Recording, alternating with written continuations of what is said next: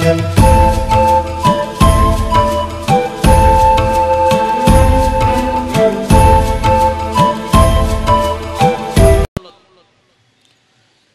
കൊച്ചു കേരളം ഭരിച്ചുകൊണ്ടിരിക്കുന്നത് ഞങ്ങൾ കമ്മ്യൂണിസ്റ്റുകാരാണ് എന്ന് അവകാശപ്പെടുന്ന ആളുകളാണ്.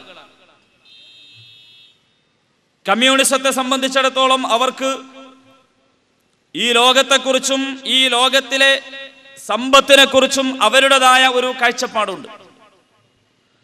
ആ കാഴ്ചപ്പാട് മുൻനിർത്തിക്കൊണ്ടാണ് ഈ ലോകത്തെ എല്ലാ പ്രശ്നങ്ങളെയും അവർ വിലയിരുത്തുന്നത് എന്നാണ് അവർ അവകാശപ്പെടുന്നത്. അങ്ങനെ കമ്മ്യൂണിസ്റ്റ് സുഹൃത്തുക്കൾ ഭരിച്ചുകൊണ്ടിരിക്കുന്ന കേരളത്തിൽ അവരുടെ കൈവശമുണ്ട് എന്ന് അവർ അവകാശപ്പെടുന്ന സാമ്പത്തിക ക്രമത്തെ പരീക്ഷിക്കുന്നത് പോയിട്ട് അത് ചർച്ചയ്ക്ക് കൊണ്ടുവരാൻ പോലും ധൈര്യമില്ലാത്ത ഒരു സന്ദർഭത്തിലാണ് ഇസ്ലാമിക് ബാങ്കിങ്ങിനെ കുറിച്ചുള്ള ചർച്ച കേരളത്തിൽ പ്രസക്തമാകുന്നത്. ഇസ്ലാമിക് ബാങ്കിങ്ങിനെ കുറിച്ചുള്ള ചർച്ച പ്രസക്തമാവുകയും അത് നടപ്പിൽ വരുത്തുന്നതിന് ആവശ്യമായ നടപടിക്രമങ്ങളുമായി മുന്നോട്ട് പോവുകയും അതിനെതിരെ നിലവിൽ വന്നിരുന്ന ഒരു ഹർജി തള്ളിക്കൊണ്ട് കോടതി അതിന് അനുവാദം നൽകുകയും ഒക്കെ ചെയ്തിരിക്കുകയാണ്. അഥവാ മതം നന്ന ചുരുങ്ങിയത് ഇസ്ലാമിനെ കുറിച്ചെങ്കിലും അത് മനുഷ്യന്റെ ഏറ്റവും സ്വകാര്യമായ രംഗങ്ങളിൽ ആരാധനാലയങ്ങളുടെ ചുവരുകൾക്കുള്ളിൽ മാത്രം പരിമിതമല്ല എന്നും അത് മനുഷ്യ സമൂഹത്തിന്റെ സാമ്പത്തികവും സാമൂഹികവും രാഷ്ട്രീയവുമൊക്കെയായ മുഴുവൻ മേഖലകളിലേക്കും വളരെ കൃത്യമായി സന്മാർഗം കാണിച്ചുകൊണ്ട് വെളിച്ചം വീശിക്കൊണ്ടിരിക്കുന്നുണ്ട് എന്നും അരനൂറ്റാണ്ടിലേറെ കാലമായി ഇന്ത്യ രാജ്യത്ത് പ്രബോധനം ചെയ്തുകൊണ്ടിരിക്കുന്ന ഇസ്ലാമിക പ്രസ്ഥാനത്തിന്റെ മുദ്രാവാക്യങ്ങളിലൊന്ന് നടപ്പിലാക്കുന്നതിന്റെ ആദ്യ ചുവട് എന്നുള്ള രീതിയിൽ വിശദീകരിക്കപ്പെടാൻ കഴിയും വിധമുള്ള ഒരു നീക്കമാണ് യഥാർത്ഥത്തിൽ നടക്കുന്നത്.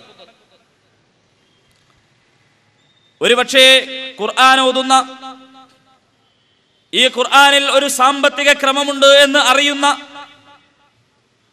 പ്രവാചകന്റെ വചനങ്ങൾ വായിക്കുന്ന, ആ പ്രവാചക വചനങ്ങളിൽ ഇത്തരത്തിലുള്ള ഒരു സമ്പൽഘടനയെക്കുറിച്ച് പറയുന്നുണ്ട് എന്ന് മനസ്സിലാക്കിയിട്ടുള്ള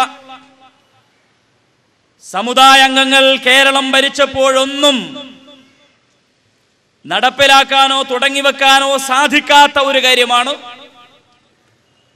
ഖുർആനിനെ പുച്ഛിച്ചു തള്ളുന്ന, മതങ്ങളെ വില കുറിച്ച് കാണിക്കുന്ന, ഖുർആനിനെ പരിഹാസത്തോടെ മനസ്സിലാക്കിയിട്ടുള്ള, ഇസ്ലാമിക ശരീഅത്തിനെതിരെ ഒരു കാലത്ത് യുദ്ധം പ്രഖ്യാപിച്ചിട്ടുള്ള ആളുകൾ അവരുടെ കയ്യിലുള്ള സാമ്പത്തിക വ്യവസ്ഥയെ പുറത്തെടുക്കാൻ കഴിയാത്ത ദൗർബല്യത്തിന്റെ ഘട്ടത്തിൽ പോലും ഇസ്ലാമിന്റെ മഹത്തരമായ ഒരു സാമ്പത്തിക ക്രമത്തിന്റെ പ്രയോഗവൽക്കരണത്തിനുള്ള ചില നടപടികൾ തുടങ്ങിയിരിക്കുന്നു എന്നുള്ള കൗതുകകരമായ കാര്യം.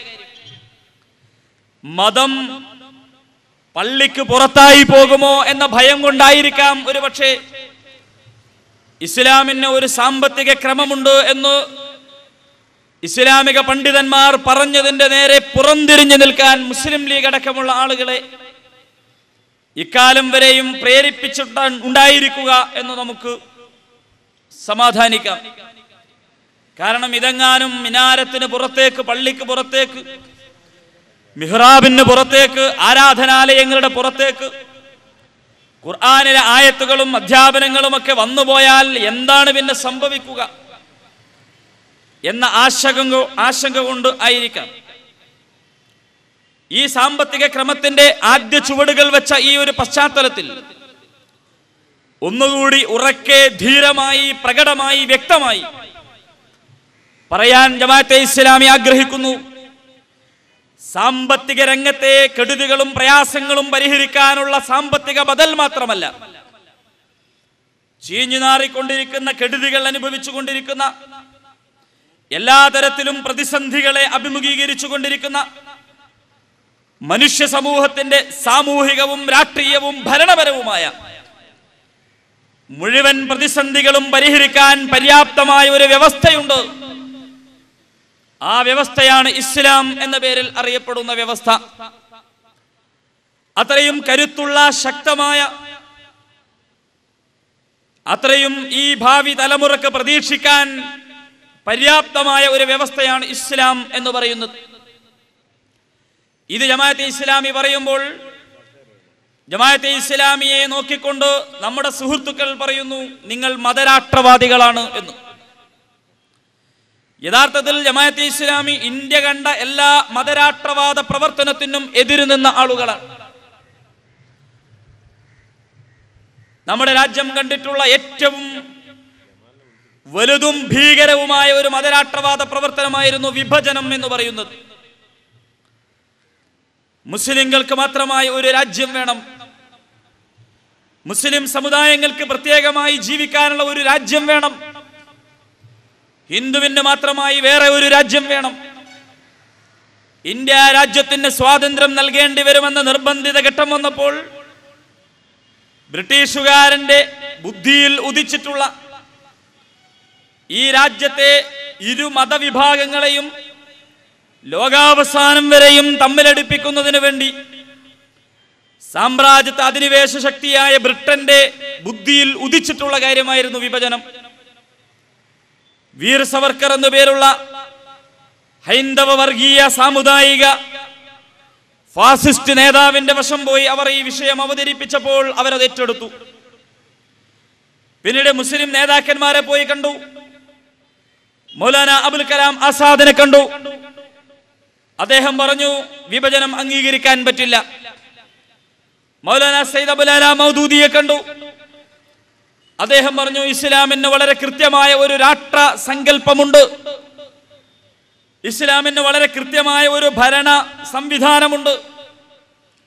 പക്ഷേ ഇസ്ലാമിന്റെ രാഷ്ട്രസങ്കല്പവും ഭരണ സംവിധാനവും മുസ്ലിം സമുദായത്തിലെ അംഗങ്ങൾ കൂടിയിരിക്കുന്ന, എന്നാൽ എല്ലാതരം രാഷ്ട്രീയ ജീർണതകളും പേറുന്ന ഒരു സാമുദായിക മതരാഷ്ട്രമല്ല എന്ന് മൗദൂദി സാഹിബ് വ്യക്തമാക്കി.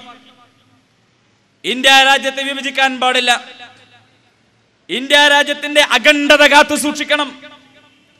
ഇന്ത്യയിൽ വ്യത്യസ്തമായ ജനവിഭാഗങ്ങൾ താമസിക്കുന്നുണ്ടെങ്കിൽ ആ വ്യത്യസ്തമായ ജനവിഭാഗങ്ങളെ വിവിധ ഫെഡറേഷനുകളാക്കി തിരിച്ചുകൊണ്ട് മർമ്മപ്രധാനമായ വിഷയങ്ങളിൽ ഏക നേതൃത്വത്തിന് കീഴിലുള്ള ഒരു കോൺഫെഡറേഷനായി ഇന്ത്യ രാജ്യം മാറണം എന്ന് ഒരുപക്ഷെ നടപ്പിലാക്കപ്പെട്ടിരുന്നെങ്കിൽ ഈ ആധുനിക കാലത്തും സാമ്രാജ്യത്വ ശക്തികൾക്ക് മുമ്പാകെ ധീരധീരം എഴുന്നേറ്റ് നിൽക്കാൻ കെൽപ്പുള്ള ഒരു വലിയ രാജ്യമായി ഇന്ത്യയെ നിലനിർത്താൻ പോന്നിരുന്ന ആ ഒരു നിർദ്ദേശം ഇന്ത്യയിലെ സ്വാതന്ത്ര്യ സമര പോരാളികൾക്കും രാഷ്ട്രശില്പികൾക്കും മുമ്പിൽ ജമാഅത്തെ ഇസ്ലാമിയും മൗദൂദി സാഹിബും അവതരിപ്പിച്ചു. അന്ന് മതരാഷ്ട്രവാദികളായ ആളുകൾ മുസ്ലിം ലീഗിന്റെ നേതൃത്വത്തിൽ, ജിന്നാ സാഹിബിന്റെ നേതൃത്വത്തിൽ അന്ന് മുഴക്കിയ മുദ്രാവാക്യമാണ് പാകിസ്ഥാൻ അല്ലെങ്കിൽ ഖബർസ്ഥാൻ എന്ന മുദ്രാവാക്യം.